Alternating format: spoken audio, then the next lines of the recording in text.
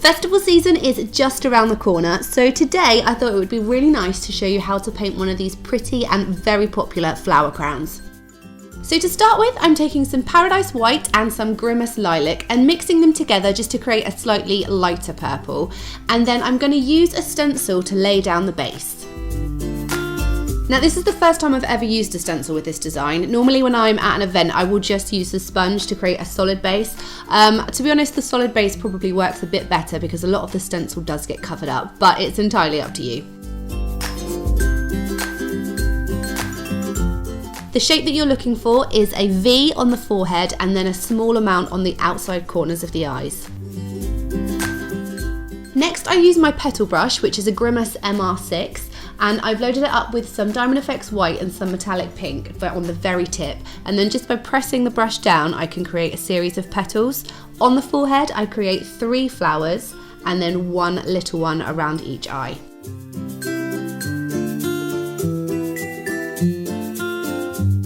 And then once the flowers are down, I also add in a few trailing petals on the edges.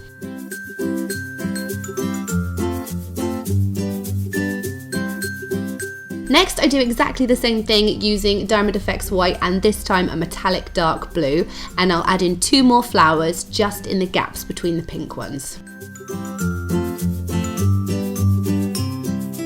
For the leaves, I use the same brush and I first load up some Paradise Light Green, followed by a very small amount of Amazon Green on the very tip.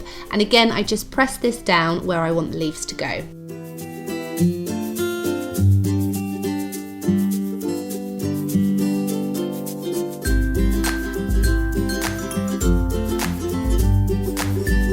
Next, with a low Cornell round number 2 and some Diamond FX White, just go around the design and add in lots of teardrops and fill in any empty spaces.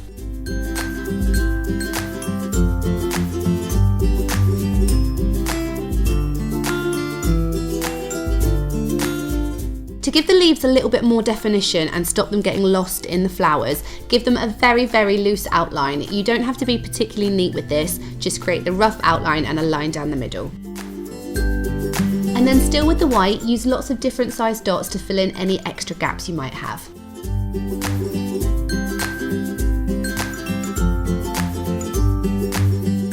Next, I'm going to add some gems to the centre of my flowers. The glue that I use is a water-soluble Mastix from Grimace, which means it dissolves completely in water and you don't need a remover with it.